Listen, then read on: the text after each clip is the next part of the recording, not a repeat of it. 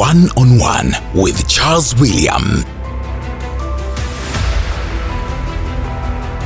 Karibu kwenye mazungumzo ya One on One. Charles William niko hapa, nimepata bahati ya kuzungumza na Daktari Ayubu Chacha Rioba, na uzuri nipo na mwanahabari mwenzangu lakini pia ni mwalimu wangu wa Chuo Kikuu cha Dar es Salaam, na nakumbuka moja kati ya masomo ambayo alinifundisha masuala ya ethics kwenye journalism na maadili ya uandishi wa habari, na imekuwa miaka mingi sana dokta, kutoka mwaka 2016 wakati unaondoka pale Chuo Kikuu cha Dar es Salaam kwenda kwenye jukumu lako mwaka 2016 wakati unaondoka kwenda kwenye jukumu lako pale TBC kama mkurugenzi mkuu wa TBC.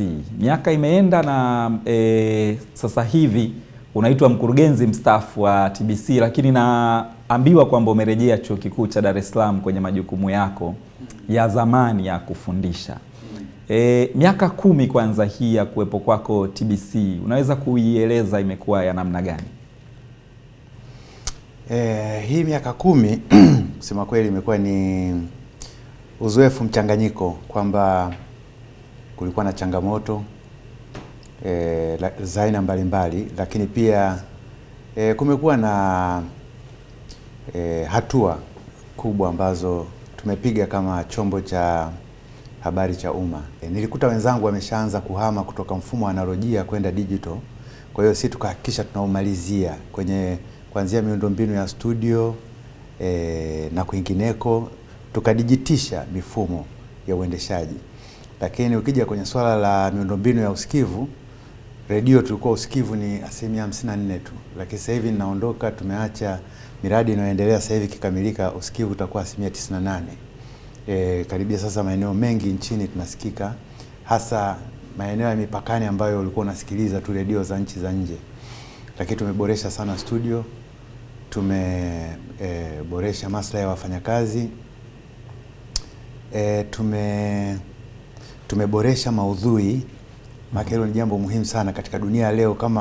Kama hauangalii aina gani ya maudhui na namna gani unayapeleka kwa hadhira, basi manake ni kwamba unaweza ukakuta tuko katika dunia ushindani, mpaka uwashawishi watu wa kufuate, wa kusikilize, wa kutazame, wa kufuatilie, ni si jambo rahisi.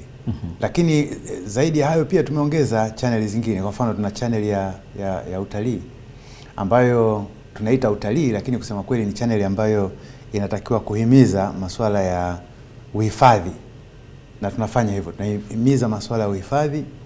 Na ndio maana kama shirika tuna programs, tumekuwa na programs zingine nje ya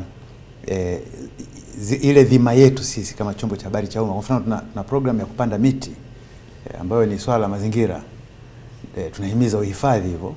Lakini tuna program kwa mfano ya kumuunga mkono Rais wa Jamhuri ya Muungano wa Tanzania Dr. Samia Suluhu Hassan ya nishati safi. Sisi tumeichukua, tuna radio yetu inaitwa Bongo FM, tumeichukua, tunaipeleka mbele. Wakati unaingia pale dokta, kulikuwa kuna dhana watu wakiamini kama shirika la utangazaji la taifa TBC ni kama shirika linalofanya zaidi kazi ya kutangaza serikali na labda kulinda maslahi ya chama tawala. Unadhani miaka 10 ya kuwepo kwako pale, dhana hii imeondoka kwenye jamii au bado ipo? TBC imekuwa ni chombo ambacho wakati mwingine kinatukanwa, kinalaumiwa, na inawezekana mtu akawa, ngoja nikupe mfano, inawezekana mtu ni wa mrengo huu au ni wa upande huu, kwa hiyo yeye anachukulia vya mrengo huu au upande huu hasi siku zote. Na kuna watu unakuta wanaisema TBC wakati hata kutazama hawajatazama. Mimi niliwaambia watu wangu juzi, sio juzi, kabla sijatoka miezi kadhaa, nikawaambia hebu tafuteni clip zote ambazo tumefanya mahojiano na vyama vya ushindani na viongozi wa vyama vya ushindani. Tafuteni zote, tuje tuziweke pamoja, tutengeneze kama makala ili watu waone. Kuna watu kwa sababu yuko mrengo fulani na fikra fulani na chuki fulani hatazami TBC, lakini kila siku utamkuta anaihukumu TBC. mimi nilikuwa chuo wakati ule wa Oktoba 29. Anakuja profesa mmoja ananiambia, "Dokta, kumbe mna vipindi TBC, mna vipindi vizuri namna hiyo." Mimi nilikuwa sijui kabisa. Sasa tena wakati huo ni wakati ambapo tuna janga limetokea na nini, kwa hiyo hata programming ile ya kawaida haiendi kikawaida sana kiasi hicho. Lakini ule muda tu tulikuwa tunachomeka vile vitu vingine ambavyo tunavyo. Yule profesa akashangaa kwamba kumbe tuna vipindi vizuri kiasi hicho. Na ni profesa very critical. Kwa sababu wakati huo alilazimika kuangalia TBC. Absolutely, kwamba katika janga lile kuna baadhi ya vyombo viliacha kurusha. Kabisa kwa muda viliacha kurusha, sasa vilitishwa. Kuna vyombo vilivamiwa kwa mfano. Haikuwa TBC peke yake ambayo inatuhumiwa kwa hilo uliloliweka katika swali lako. Hata vyombo vingine vikubwa ambavyo vinaonekana ni vyombo viko huru na nini, Azam kwa mfano, watu walivamia pale wakataka kuchoma moto. Kwa hiyo ningeweza kutoa mifano mingine, lakini tulikuwa tunawasiliana na wakuu wa vyombo vya habari. Wapo waliotueleza kwamba kuna watu walikuwa wanachochea kwamba vichomwe vyombo karibia vyote. Kwa hiyo kwa wakati huo vyote vilionekana kwamba ni watuhumiwa wa kuipendelea CCM. Labda wengi ambao wanailaumu TBC kwa kuegemea upande wa serikali na chama tawala, wenyewe huwa wanazungumza zaidi kuhusu TBC kutokuyapa nafasi maudhui ya ukosoaji yanayotolewa na vyama vya upinzani, hususan chama kikuu cha upinzani Chadema. Wanaona kama hapo ndipo mnapoonekana mnalalia upande mmoja. Mimi kabla sijateuliwa niliwahi kuwa mwenyekiti wa Media Institute of Southern Africa, ambayo ni kama taasisi, ni sehemu ya Azaki. Mimi nilikuwa najihusisha na mambo mengi sana, nilikuwa naandika makala, kila mtu anafahamu. Kwa hiyo nilikuwa nafahamiana na viongozi hawa wote wa vyama vya ushindani wote. Wengine walikuwa rafiki zangu. Lakini nimeteuliwa mimi, nakumbuka kila nikiwaalika, kusema kweli walikuwa hawaji. Nakumbuka tu aliyekuwa anakuja yeye mwenyewe nikimwalika akiwa na muda, Zito Kabwe alishakuja kwenye vipindi vyangu kwa mfano. Lakini wengine wale nilijaribu kuwaalika, kusema kweli hawakuja, ambao walikuwa marafiki zako. Lakini nilikuja nikaambiwa baadaye kwamba kuna wakati, kwa sababu haya mambo lazima yasemwe, yasiposemwa watu wanaishi na nusu ukweli tu, wanaishi na nusu ukweli maisha yao yote. Kuna kipindi huko nyuma, sijui kilitokea nini, lakini inavyoonekana kwamba chama cha ushindani hasa kikubwa Chadema wakati huo nafikiri ni kama vile walikosana na TBC. Walikosania wapi sijui. Lakini inawezekana kuna tukio moja, nakumbuka nilikuwa natizama, walikuwa wana launch campaign wanasema kama ilivyotokea kipindi changu. Sasa kauli zinazotumika kwenye kampeni zile, kauli zile na baadhi ya maneno, unajua wewe ukiwa chombo cha habari, ukweli kwamba sheria inakutaka utangaze vyama vyote wakati wa uchaguzi haimaanishi kwamba hiyo sheria inakuruhusu utangaze hata maneno yatakayotamkwa ambayo ni kinyume ama cha sheria au maadili ya uandishi wa habari. Umesema wewe mwenyewe nimekufundisha maadili. Ndio, katika kampeni watu wanakuwa na mihemko, kuna mambo anayozungumza kana kwamba anazungumza na wale tu alionao pale mbele, lakini kumbe yanavorushwa moja kwa moja nchi nzima inaona au dunia nzima inaona. Na kuna wakati wakizungumza wanasiasa wale, unaona kabisa anatoa accusations ambazo huyu mtu ambaye anatuhumiwa akienda mahakamani, hata na nyinyi TBC mnapelekwa mahakamani, kwa sababu nyinyi ndio mlotumika kurusha yale mambo ya kumdhalilisha, kumkashifu mtu mwingine. Mwaka 2010 TBC kwenye uzinduzi wa kampeni za Chadema, wakati Dr. Slaa kizungumza kuhusiana na ufisadi na kutaja takwimu na matukio mbalimbali ya ufisadi, TBC ilikata matangazo ya moja kwa moja kutoka viwanja vya Jangwani. Hebu ngoja nikwambie, wewe mwenyewe umesoma media law, si ndio? Umesoma media law. Tuache mbali maadili, umesoma media law. Kwa mfano mimi nakuja pale natangaza, hii ndio listi ya majizi makubwa hapa Tanzania. Wa kwanza Charles William, wa pili fulani. hiyo ni sahihi? Ni sahihi? Lakini ni kweli wote tunaweza tukawa tunapenda sana, tunachukia sana ufisadi, tunachukia na wakati mwingine tunaishi kwenye jamii za watu wasanii tu. Naweza tukakaa hapa tukasema tunachukia sana ufisadi na nini, na ukakuta hata watu hasa hawa mnawaitaga wananchi wa kawaida, na wao wanasema majizi haya yakamatwe na nini au akipatwa janga kiongozi wanashangilia jizi hilo limepata janga, au akipata ajali au hata akifa. Lakini rafiki yangu nakwambia tuna vijizi vingi sana katika hii nchi.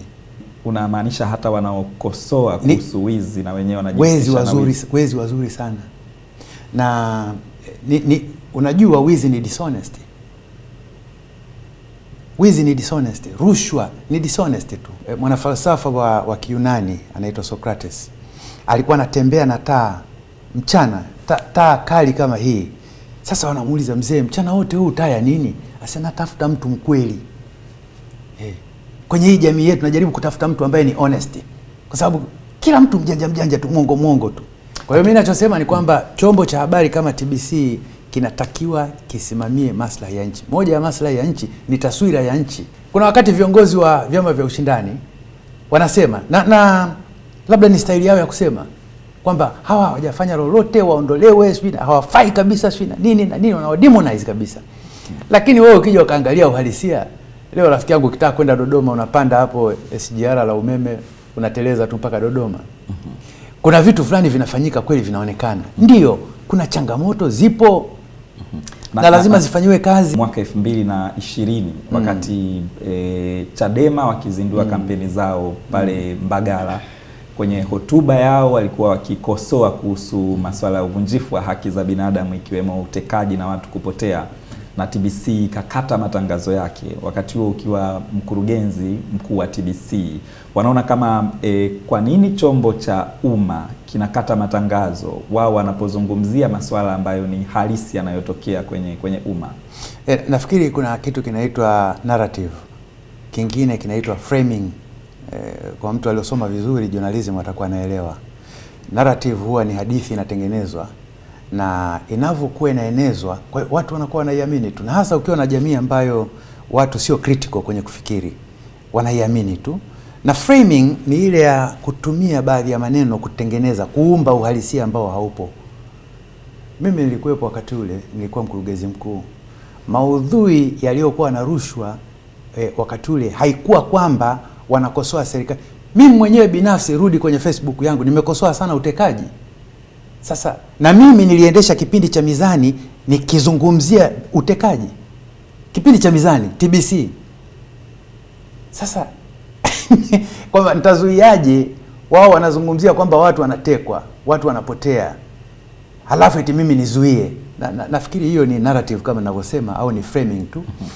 Lakini kuna vitu walikuwa wanazungumza ambavyo mimi kama mwalimu wa uandishi wa habari havirushiki. Sikumwambia mtu, sikumpigia mtu simu, lakini watu walikuwa studio, wengine wanafunzi wangu wamesomea wanahabari na walikuwa wazuri sana kwenye wanahabari. Wanapima, wanaona Kwa hiyo wanawatoa hewani, lakini wanaendelea kusema sasa hivi Chadema wako Mbagala, lakini wataendelea na kampeni, kesho watakuwa Pwani, labda siku fulani watakuwa hivi. Wanaongelea issue zao. Then kule kukitulia kidogo wanawaleta hewani. Kipindi kile tumeitwa tukapatane sasa na Chadema. TBC inapatanisha na Chadema. Baada ya Chadema, maana Chadema walichokifanya pale kilikuwa ni hatari sana kwa maisha ya wanahabari wetu. Wanasema tunawapa dakika, mwenyekiti wakati ule, tunawapa dakika 15 muondoke hapa. Sasa wewe, lile genge la wananchi lililokuwa pale likiamua kuwashukia wafanyakazi wa TBC, manake nini? Sio kama unanielewa. Kwa hiyo haikuwa kauli responsible sana kwa kiongozi. Na kwa hiyo tukaenda, sikuelekezwa na mtu yoyote wala sikuambiwa na yoyote. Yote nilikuwa niliyafanya mimi kwa sababu ya kuamini kwamba vyama vyote kusema kweli vina haki kabisa, kwa sababu vimesajiliwa kwa mujibu wa sheria na vina haki ya kufanya shughuli zake za kisiasa. Lakini hilo mimi nilizungumza, na nitalisema wazi kabisa, nilizungumza na kiongozi mkubwa wa nchi yetu, nikamwambia hata CCM, nikamwambia sio Chadema tu, ndio tumewatoa hewani kwa kuongea kauli zile. Hata CCM kwenye uchaguzi huu mkitumia kauli hizo za aina hiyo kama zile za Chadema, hatutawarusha, tutawatoa hewani. Na nakwambia throughout uchaguzi ule, kwa sababu alikuwa ni kiongozi mkubwa, nafikiri alitoa maelekezo. Hakuna sehemu ambayo nilisikia CCM wanatoa kauli mbovu alafu zinarushwa kwenye kwenye TV. Mimi nimeelekeza hata uchaguzi huu ulioisha, niliwaambia naomba nyimbo kama zile wapinzani hawa tuwachinje tuwakate. Sitaki kusikia wimbo wa aina hiyo kwenye TBC kwa sababu sio sahihi. Sio kwa wakati mmoja tu, sio kwa nyakati 2-3, kwa nyakati zote kuna vitu ambavyo sio sahihi. Kwa sababu kauli hizo kwamba wapinzani tuwachinje hata kama ni mzaha, lakini si kauli nzuri. Sio kauli nzuri tu. Tuna majirani ambao tulishasikia kauli za aina hiyo na kweli zikawaelekeza kwenye mauaji ya kimbari. Kwa hiyo mimi naamini kabisa kwamba lazima kama Watanzania ambao tumelelewa kwa utamaduni wa kiungwana, tuendeleze siasa za kiungwana za kuheshimiana na kuthaminiana kwanza, halafu tujenge hoja katika kutofautiana kwenye sera. Vyombo vya habari vinaporusha habari ya tuhuma zinazotolewa na kiongozi wa upinzani, mamlaka zinakuja kwa haraka sana kusema kwamba waliotuhumiwa hawajapewa nafasi ya kujibu hicho walichotuhumiwa nacho. Lakini viongozi wa serikali wanapozungumza na kutoa tuhuma au mashambulizi dhidi ya upinzani, vyombo vya habari vinakuwa comfortable kabisa kupeleka vile bila hata kuzingatia mizania. Ikizingatiwa isipozingatiwa waoni kama ni tatizo, kwa sababu wanaona hakuna atakayewachukulia hatua kwa kurusha tuhuma dhidi ya upinzani. Shida hapa ni nini hasa? Unajua Charles, haya mambo ukitaka kuwa objective, na ndio ile nilosema umuhimu wa honesty. Watu honesty, mpaka Socrates alikuwa anatembea mtaani na kandili, taa ya kandili, anatafuta watu honesty, anawakosa. Tunaishi kwenye jamii ambayo tuhuma zinapelekwa, yani ni kama yale makombora yanatoka Irani na mengine yanakwenda Irani, yanatoka Irani yanakwenda Irani. Ndio tunavyoishi hivyo. Makombora yanatoka pande zote. Tumefikia hatua ambayo hata watu wanasema, wanamuita kiongozi aliyechaguliwa kwenye uchaguzi kwa mujibu wa sheria za nchi, wanamuita kiongozi haramu. Kwa hiyo mashambulizi haya ya kupelekeana pande zote ni ya pande zote. Huwezi ukalaumu upande mmoja tu. Ni kweli hata upande wa serikali kuna wakati na wao wanatoa shutuma ambazo zinaweza kuonekana kwamba lakini hizi mbona zinawaumiza upande wa kule. Lakini hii sio upande wa serikali tu, hata upande wa kule kuna shutuma huwa zinatoka kuja huku ambazo zingine ukiziangalia unasema lakini hapa hatui hilo neno honesty. Hatui wa kweli, hatui unajua, mkitaka muishi, Watanzania tumeishi maisha ambayo watu wengi hawajui kabisa. Ile Oktoba 29 tulioishi, kile kipindi tulichoishi pale siku 5 sijui zile, kuna wengine ndio maisha yao ya kila siku.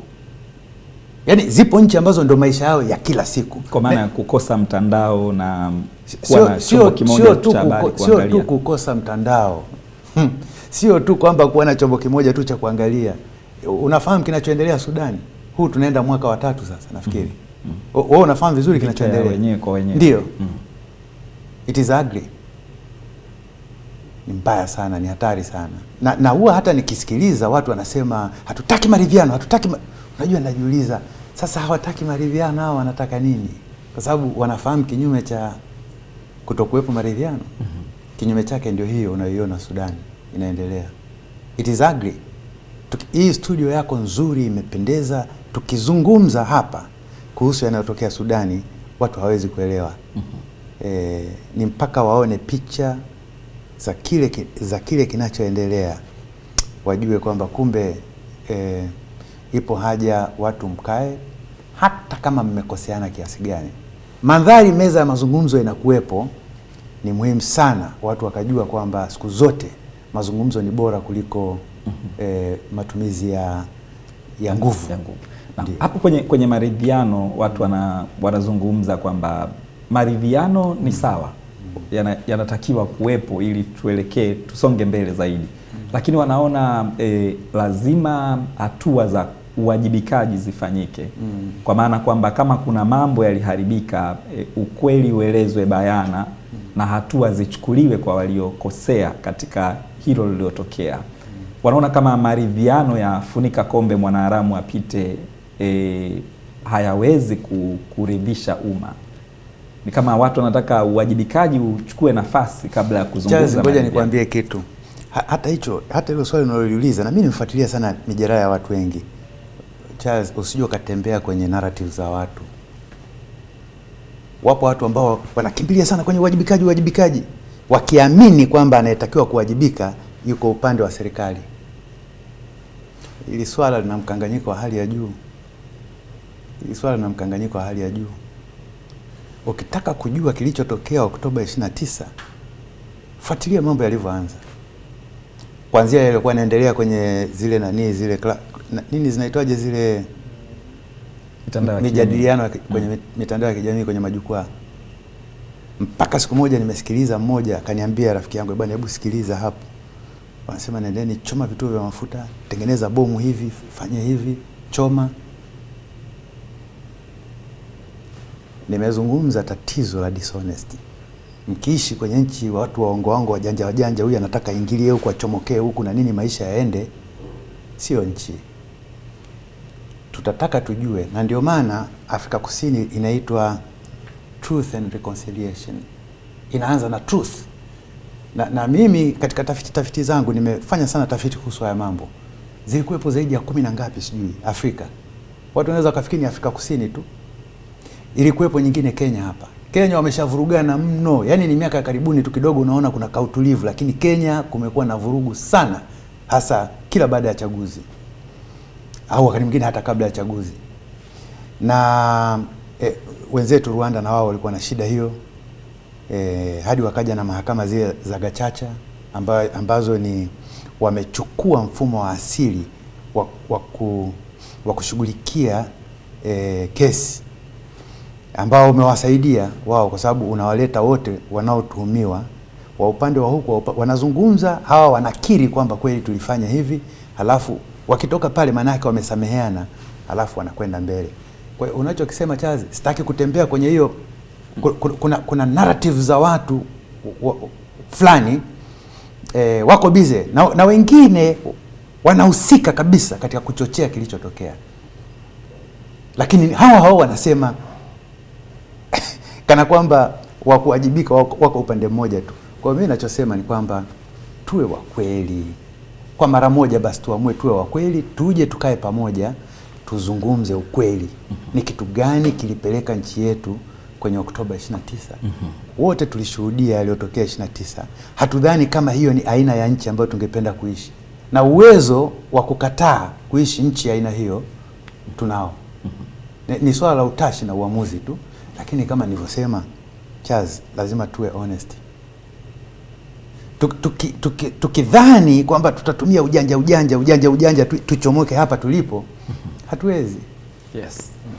Tupo na Daktari Ayubu Rioba kwenye mazungumzo hapa ya one on one. Mazungumzo yetu yamesogea kidogo na tunapata mapumziko mafupi kidogo, tupate kunywa maji, alafu tunarejea hapa kwa ajili ya kuhitimisha mazungumzo haya. Nazungumza na mkurugenzi mkuu mstaafu wa shirika la utangazaji la taifa TBC, ambaye kwa sasa anafanya kazi zake kama mhadhiri mwandamizi wa Chuo Kikuu cha Dar es Salaam. Nipo naye hapa kwenye mazungumzo na tunazungumza kuhusiana na tasnia ya habari, lakini pia hali ya kisiasa hapa nchini. Tunarudi.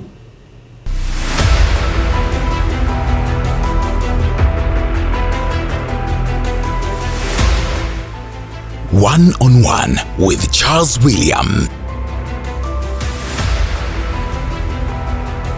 Asante kwa kufuatilia Wasafi TV. Hii ni One on One na mimi ni Charles William. Nipo hapa na Dr. Ayubu Chacha Rioba, mwadhiri mwandamizi wa Chuo Kikuu cha Dar es Salaam, lakini pia mkurugenzi mstaafu wa shirika la utangazaji la taifa TBC. Tupo hapa na Dokta, tumezungumza sana hapa mwanzoni kuhusiana na vyombo vya habari na mtanziko wa kisiasa ambao tunao kwa sasa hivi.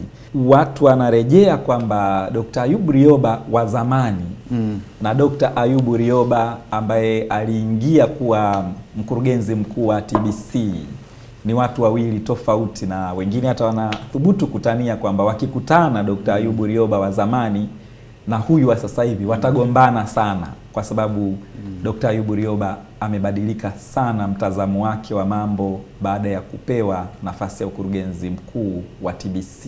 Alipokuwa mwadhiri tu wa Chuo Kikuu cha Dar es Salaam, alikuwa huru sana kutoa makala mbalimbali za ukosoaji na hoja za ukosoaji. Kwanza ni ukweli kwamba Ayubu Rioba wakati ule alikuwa kijana, wa sasa hivi amekuwa mtu mzima.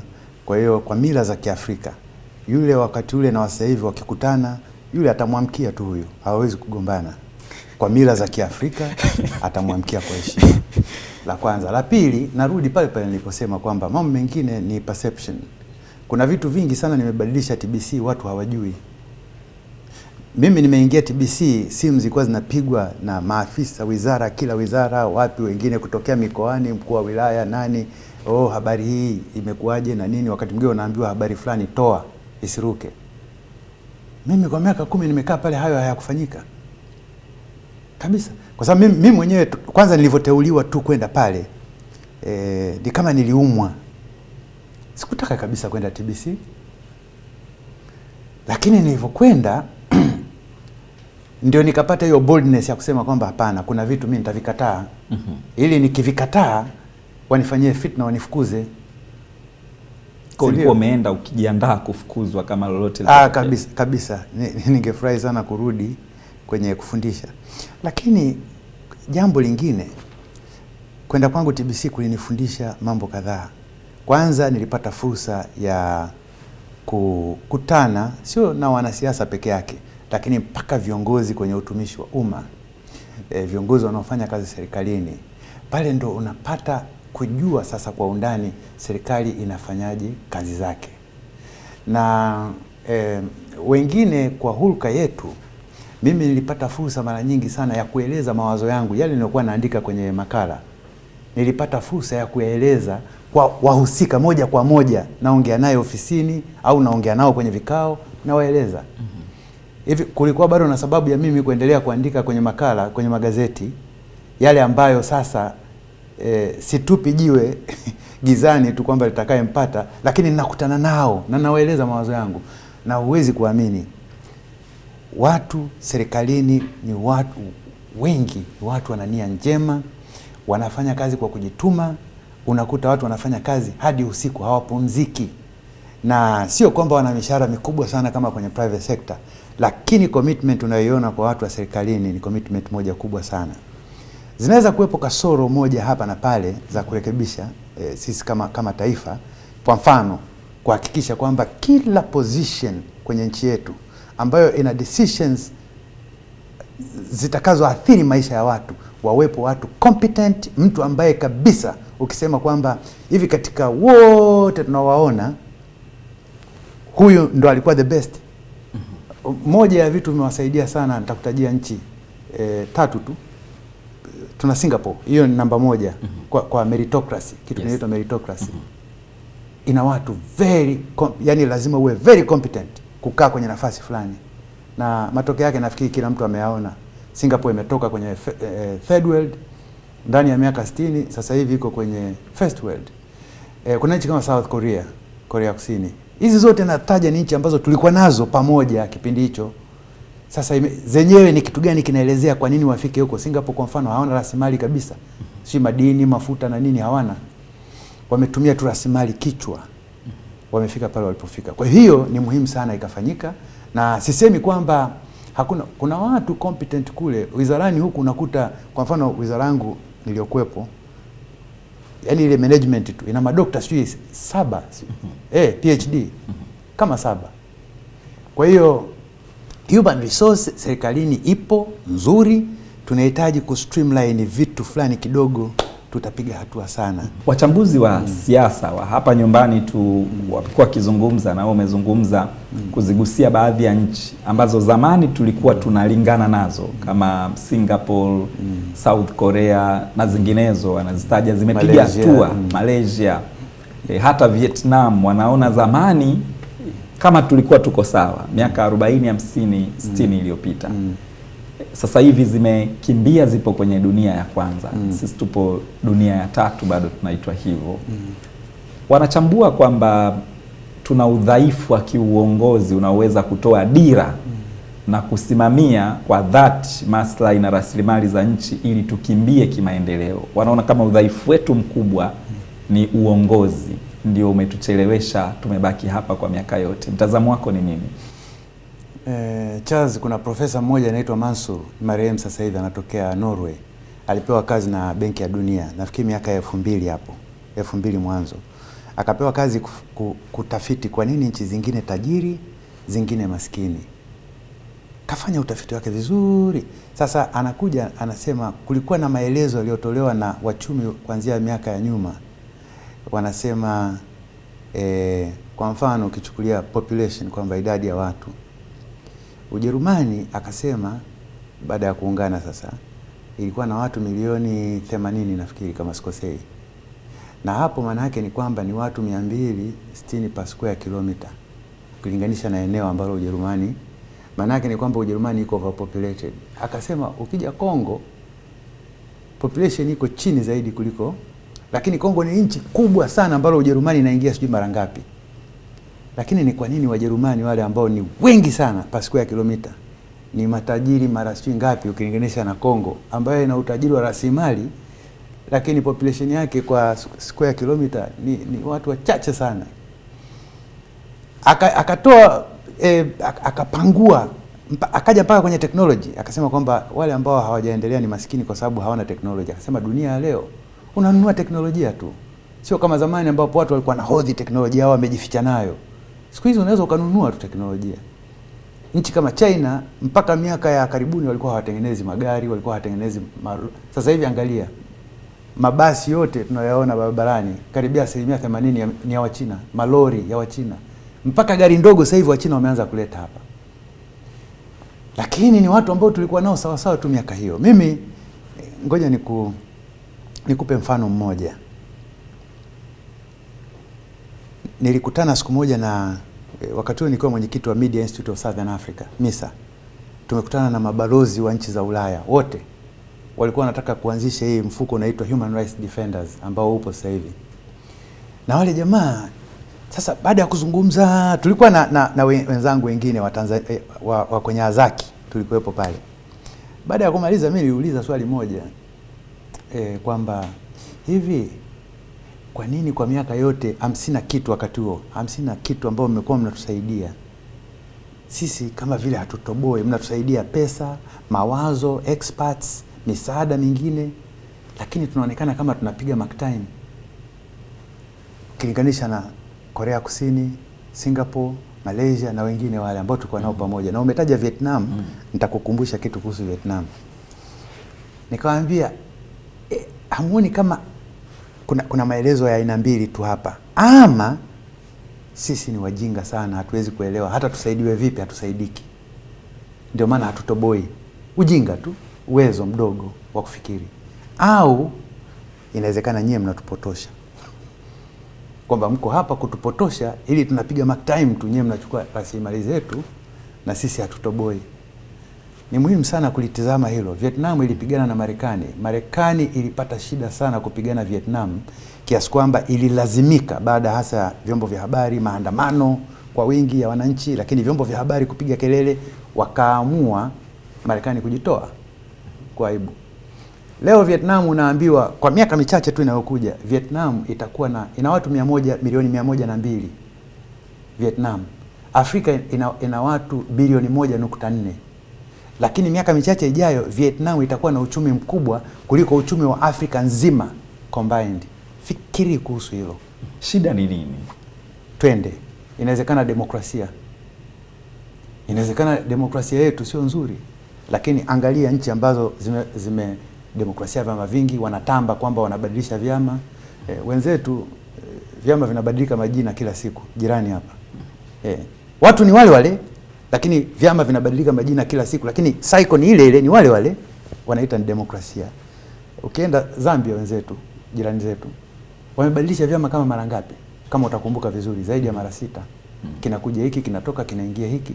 Lakini ukiangalia hata kwa takwimu za kiuchumi, hili nimelisema na watu wametukana, lakini huu ndio ukweli. I'm an honest person, lazima niseme ukweli. Nenda pale, wanatuzidi nini? Ni kitu gani umefanya vizuri zaidi kuliko sisi? Sasa Charles, tunaweza tukadraw conclusion moja ya hatari sana, kwamba inawezekana Waafrika ni wajinga. Lakini kama Waafrika ni wajinga, inakuwaje kuna ushahidi wa kutosha jinsi ambavyo Waafrika wametoa mchango mkubwa katika maendeleo ya dunia? Sasa hivi tunavyozungumza, kuna mabinti zetu kutoka hapa Tanzania wanafanya kazi NASA. Kabisa, kuna binti yetu anafanya NASA, kuna Mtanzania mwingine anafanya NASA. Kuna Watanzania kwenye vyuo hivi muhimu sana vya tafiti, sio hivi vyenye majina tu, vile vya tafiti ambapo tafiti zile zenye breakthrough wanafanya Watanzania. Wapo, au Waafrika wengine wapo. Kuna watu wanasema hatuthamini watu wetu wenye akili, tunawachukulia kama adui wanapotukosoa au kutushauri, tunafungia kwenye kiboksi cha mawazo fulani ya watu fulani. Charles, hiyo inaweza kuwepo, lakini nimalizie kwa hiki kitabu. Sijui ni wangapi wanafuatilia historia yake. Hapa huyu mzee alikuja na nadharia zake. Anasema duniani viumbe wote wanashindana. Viumbe wote wanashindana kwa ajili ya nini? Rasilimali. Na wanashindana kwa ajili ya rasilimali kwa sababu rasilimali siku zote hazitoshi. Kwa hiyo hata miti, wewe unaweza ukaiona tu miti imekaa pale, umeotesha miti yako iko pale, kumbe inagombana yenyewe kwa yenyewe, wewe huoni. Huku chini mizizi, huku chini inagombana kwa kutafuta madini, maji na nini. Yaani ni asili ya viumbe. Alifanya observation ya muda mrefu na wenzake wengine waliofanya tafiti, na wao wanakubaliana na nadharia hiyo. Kwa hiyo hivi tokea watu wanakuja hapa kukuchukueni kwenda utumwani, na mpaka leo hamjadai hata reparations. Halafu wanakuja wanawatawala tena, wanakaa miaka kadhaa wakiwatawala na wanachuma tu, na watawala wanachuma tu. Hivi unaamini kabisa kwamba eti walivyoondoka, eti waliondoka kwa sababu wameona hawahitaji tena kuwa na makoloni, au waliondoka kwa sababu walijua kwamba kuna mfumo utakuwepo ambao utawakontrol wa Afrika? Hili ndio jibu pekee. Kama unataka kujua changamoto kubwa za Afrika, kazitafute kwenye hilo, kwamba Waafrika ndio maana hawaungani. Initiative yoyote ya kuunganisha nchi za Afrika imekwama. Na hata Tanzania kwa vyovyote vile, wapo watu ambao wangependa sana kuhakikisha wanaivunja ili iprove kwamba Waafrika hawawezi kuungana. Kwa sababu kuna watu ambao mkiungana kama Waafrika, kusema kweli mtakuwa mmewapa changamoto kubwa sana kwenye kuja kuchukua tu rasilimali zenu kirahisi rahisi. Wewe jiulize, nchi kama Kongo, si tunazungumza kuhusu demokrasia, na wengine wanasema eti mataifa makubwa yale makubwa kama Marekani na nani, eti EU na wao wanajadili Umoja wa Ulaya. Ni kwa sababu hawapati watu makini kutoka Afrika wakawajibu. Eti wanajadili kuhusu Tanzania, kulikuwa sio na mauaji na nini. Wale ambao hatukuwashtaki sisi kwa waliotufanyia katika biashara ya utumwa na katika ukoloni, hatujawahi kuwashtaki. Leo wanakaa kwenye bunge lao wanatuzungumzia sisi kuhusu mambo ya human rights. Hawakuwahi kutufundisha demokrasia. Mwaka 60 pale Kongo, Lumumba Patrice alishinda uchaguzi kwa kishindo, 90% huko.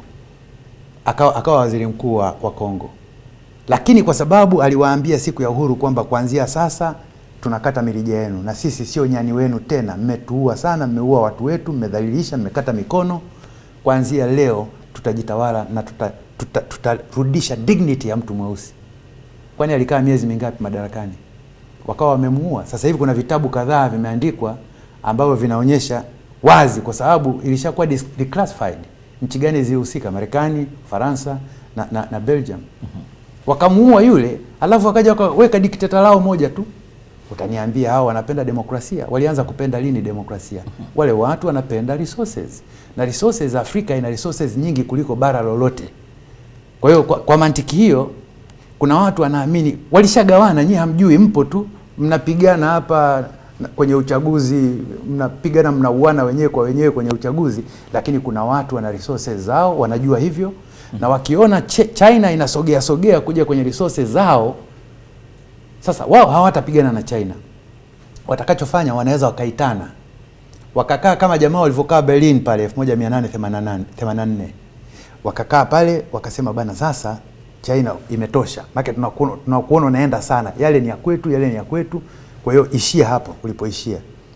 Halafu nyinyi mnaendelea kubaki kama shamba la bibi. Na hayo yote Dokta, hayo yote ndio wachambuzi wa siasa wanasema yanathibitisha udhaifu wa kiuongozi tulionao Afrika, ambao ndio unadumaza ama kuchelewesha maendeleo yetu. Charles, kama sijui unamaanisha nini unapozungumzia udhaifu wa kiuongozi, na hili ndo nimewachallenge hata watu wengine mitandaoni kwamba wewe kila siku uko busy unatukana viongozi wa serikali, unatukana serikali kwamba ndio maana wewe uko maskini. Sasa kama wewe ungekuwa smart, ungekuwa busy, hata muda wa kwenda kuandika kutukana wengine ungekuwa huna, kwa sababu usmartness wako ambao wewe unakuwa bora kuliko hao unawatukana, ungekusaidia wewe kujiondoa kwenye hizo shida ulizopo. Ni kwa nini tudhani kwamba uongozi peke yake, na uongozi tukizungumza huenda tunazungumza tu viongozi wa pale juu, mawaziri, nani, mahakama na wabunge, lakini nchi na watu wangapi? Milioni 62. Hakuna watu wanatokea huku chini wanaonyesha uongozi. Nilizungumza kitu kimoja, nikasema tuangalie mfumo wetu wa elimu. Mfumo wetu wa elimu una kasoro kubwa sana. Ni mfumo ambao unasisitiza zile K3: kusoma, kuandika, kuhesabu. Labda nyingine ambayo haisemwi lakini ipo, kukariri. Lakini sio mfumo unaosisitiza kuhusu kubuni, kufikiri na kubuni. Tungefundisha hayo, kuna shida nyingi sana tungemaliza hapa. Lakini hayo pia yanahitaji uongozi kubadili sera, kubadili. Absolutely. Ndio maana sasa hivi unaona kwa Tanzania kwa mfano tunabadilisha hii mitaala ya elimu. And I hope hilo litakuwa considered. Haiwezekani kijana anatoka huko anakaririshwa vitu tu, alafu itakifika chuo kikuu ndo anafundishwa critical thinking and argumentation. Leo hii hatuna mijadala ya kiakili, yani ile mijadala intelligent discussions, kwa sababu watu wanatukanana tu. Wakati mwingine hata watu waliosoma kabisa unatarajia hawa wamesoma, na kwamba maana ya kusoma unapata elimu ikiwemo ya maadili na ikiwemo ya namna ya kujenga hoja. Lakini bado unakuta hakuna tofauti. Ni matusi yanafurumushana tu, yanakwenda huku, yanakwenda kule. Mengine ambayo kusema kweli katika jamii ya binadamu waungwana hukuitarajia. Achilia mbali tu kwamba kwa Afrika sisi tunawaamini katika ubuntu. Kuna miko na maadili yetu, namna gani tunatakiwa kuishi na kuthaminiana kama binadamu. Kwa hiyo hilo la uongozi linasemwa, kwa sababu hata Professor Mansur aliconclude hivyo, yule nilikwambia wa Norway. Alikuja akaconclude kwamba swala linalosababisha kuna matatizo ni bad governance. Lakini aliyempa pesa kwenda kufanya huo utafiti ni nani? Benki ya Dunia. Lakini wanao tusababisha mpaka leo tuko hapa ni nani? Ni hizo taasisi. Hizo taasisi hizo ndio zinazotusababisha.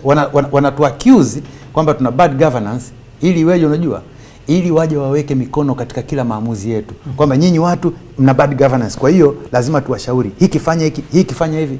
Kumbe wakati mwingine ushauri wanaowapa ni ushauri wa kuwapoteza. Dokta, rais wa zamani wa Marekani Barack Obama, ambaye na yeye ana asili ya Afrika, aliwahi kueleza kwamba Afrika ili kuendelea haihitaji watu imara, inahitaji mifumo imara, strong systems. Inaonekana mifumo kwa maana ya kutokea kwenye katiba, sheria, sera ina udhaifu, ambao udhaifu huo ndo unazaa ombwe la kiuongozi, ombwe la kiutawala. Ndio maana pengine wapo watu hapa nyumbani ambao wanasema inabidi tuanzie nia ya dhati kabisa ya maendeleo kwa kubadili katiba yetu tutengeneze uwajibikaji kwa viongozi na tutengeneze mifumo imara ya taasisi kujisimamia na kufanya shughuli zake. Chazi, ngoja nikwambie kitu. Mimi huwa napenda sana kufikiri. Na uzuri kufikiri nilianza nikiwa mdogo sana. Sijui ni kwa nini, lakini nilikuwa nafikiri na nahoji. Namshukuru sana Mwenyezi Mungu kwa hilo. Waafrika tumekaririshwa. Kukariri ni jambo hatari sana. Akisema kitu mzungu na wao nakariri. Tunataka mifumo ya kitaasisi na nini, mifumo ni kukariri tu, lakini watu hawafikiri kwa hoja tunduizi. Tuna katiba mpya South Africa. Wanasema the best. Sisi kama vile walikopi ile ya Marekani, kwa hiyo the best. Afrika Kusini. Niambie Afrika Kusini leo ikoje? Na xenophobia na nini na kinachoendelea. Kuna jirani zetu hapa. Katiba mpya 2010 kama sikosei. Mpya. The best kama ilivyo Afrika Kusini.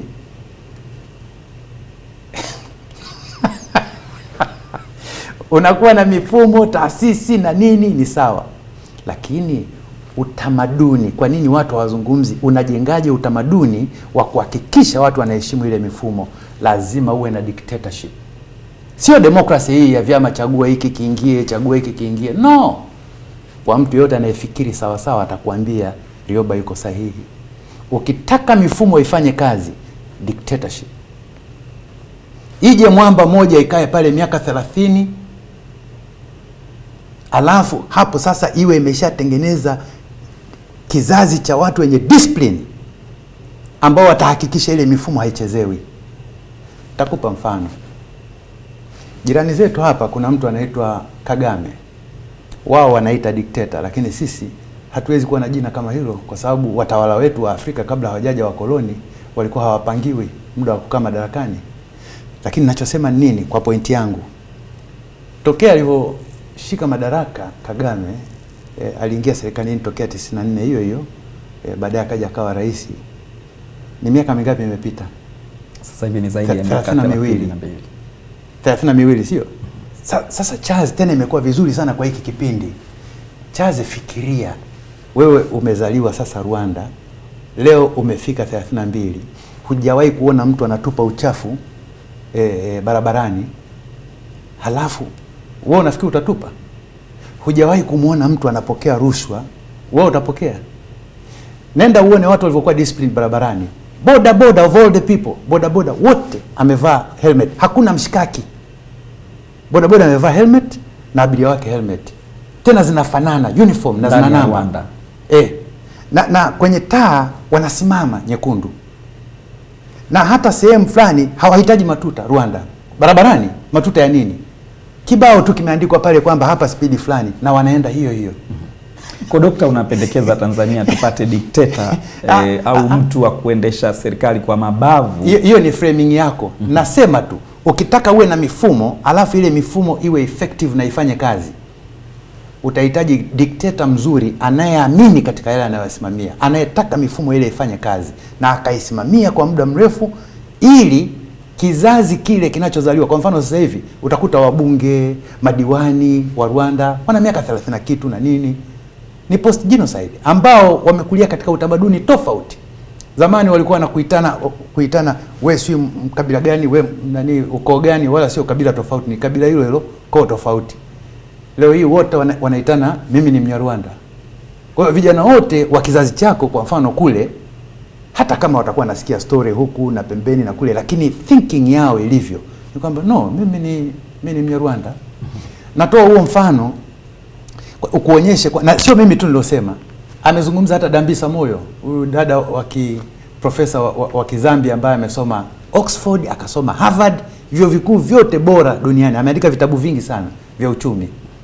Aliandika akasema hii demokrasia ya miaka 4 5 kuna baadhi ya mabadiliko haiwezi kafanya katika dunia ya leo.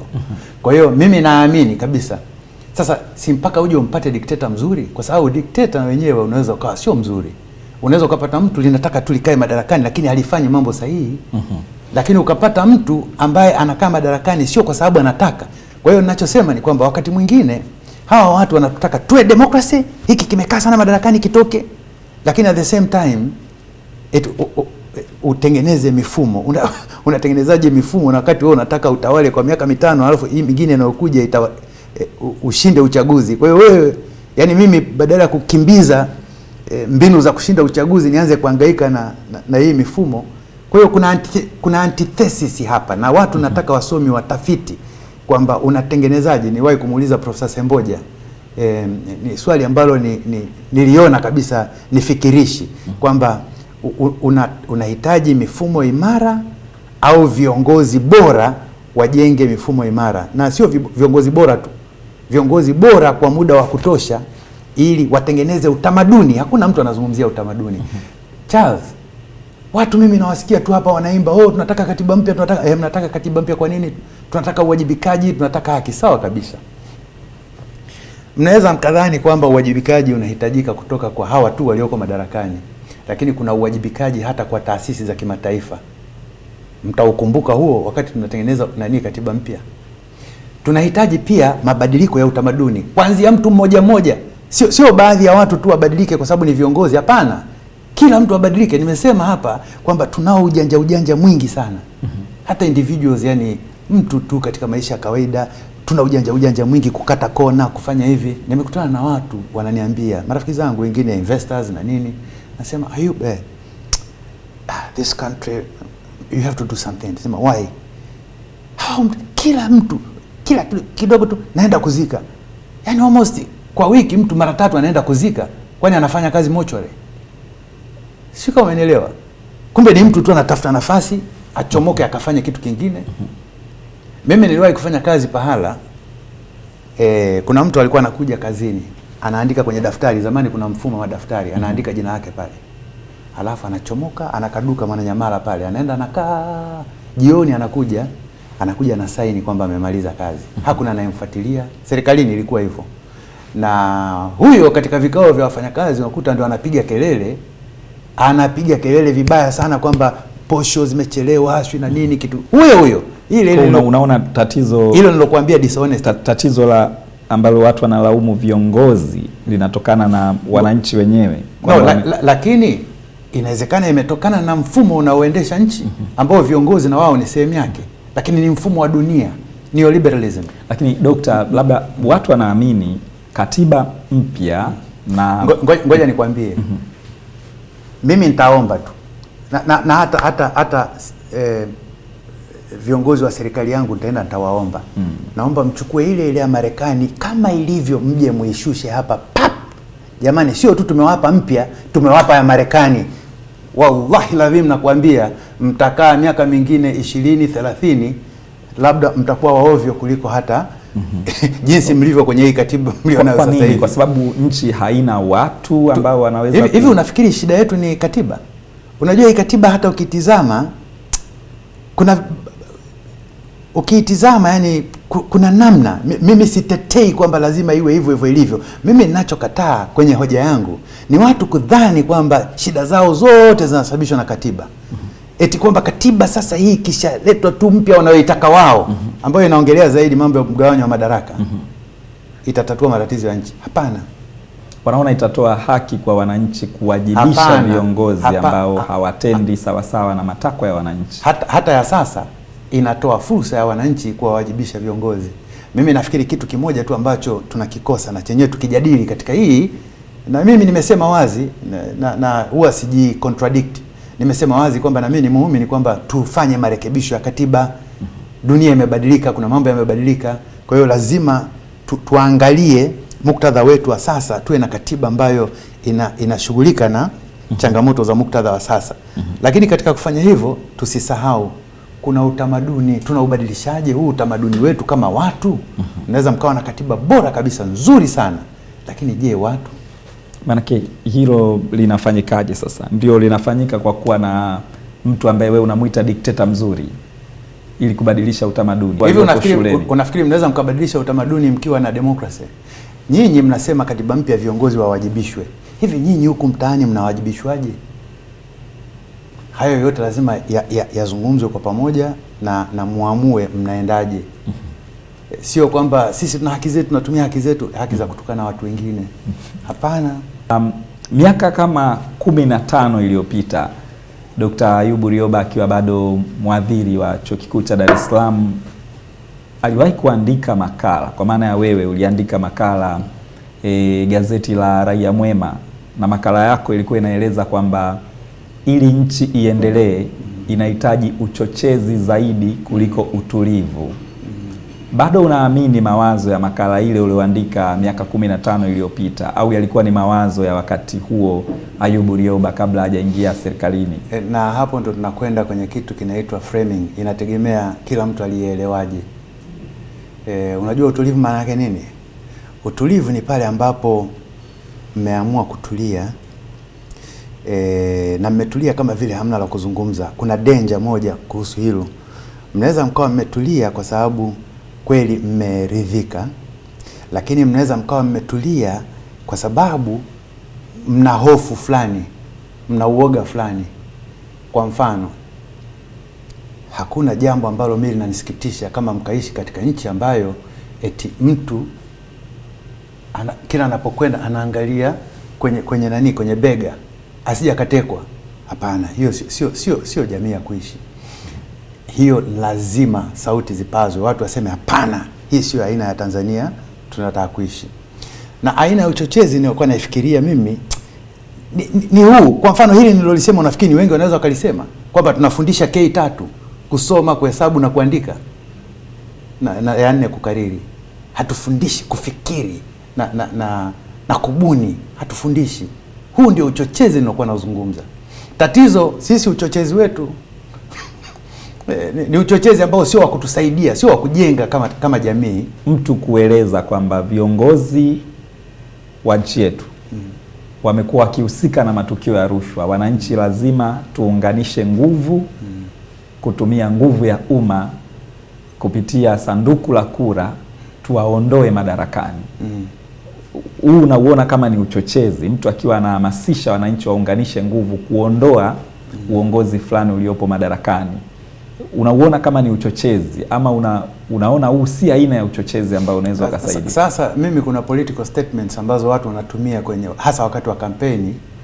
Zingine kaulize wataalamu wa sayansi ya siasa na utawala wa umma, watakwambia kuna statement zingine zinasemwa tu arbitrarily na huwa hazichukuliwi serious sana wakati wa kampeni za uchaguzi. Watu wanasema haya mafisadi yote tuyaondoe madarakani wakati wa kampeni. Hivi ni kweli ndani ya CCM au ndani ya serikali yote mijitu yote ni mifisadi? Ni kweli corruption ni kitu kinakuwa rampant kwenye society zetu kwa sababu ya dishonesty. Kukisha kuwepo na kitu kinaitwa dishonesty tu, unaweza ukahisi kwamba yote. Sasa je, ukisema hivyo kama yote yale ni makorrupt, wewe unatuhakikishiaje kwamba wewe uko salama? Kwa hiyo hizo ni political statements ambazo mimi siwezi nikatoa hoja yangu. Siwezi kutoa hoja yangu kusema kwamba kusema hivi iko sahihi au kutokusema hivi iko sahihi. Inakuwa kama yale maswali walikuwa wanamuuliza Mafarisayo, walikuwa wanamuuliza Yesu. Yesu akaona hao wanamtega tu. Dr. sisi tunakushukuru sana kwa muda mrefu ambao tumekuwa na mazungumzo hapa, na kwa kweli tumepata mengi. Najua huko mbele kadri ambavyo nchi inaendelea kuwa na mijadala mbalimbali tutapata nafasi ya kukualika tena tuzungumze kulingana na yatakayokuwa yanaendelea. Shukrani sana. Asante sana. Yeah. Mazungumzo ya moja kwa moja kwenye one on one ya Wasafi TV, Charles William nikiwa hapa na Dr. Ayubu Rioba, mkurugenzi mstaafu wa TBC, lakini pia mwadhiri mwandamizi wa Chuo Kikuu cha Dar es Salaam. Tumekuwa naye hapa kwenye one on one. Asante kwa kufuatilia Wasafi TV. Tulikuwa tunaruka tukitokea hapa Ramada Hotel Mbezi Beach, na hii ni sehemu nzuri ambayo unaweza ukaja kwa ajili ya malazi. Kuna vyumba hapa vya kulala, lakini pia wana ufukwe mzuri kabisa na wana swimming pool kwa wale ambao wanakuja kwa ajili ya mapumziko, lakini hata wale ambao wanahitaji kufanya mikutano yao, mikutano mbalimbali ya kibiashara, mikutano kama semina, warsha, makongamano na kadhalika. Wanazo kumbi kadhaa hapa ambazo wanaweza wakakuhudumia. Shukrani kwa wewe. Tukutane tena wakati mwingine kupitia one on one ya Wasafi TV. Asante.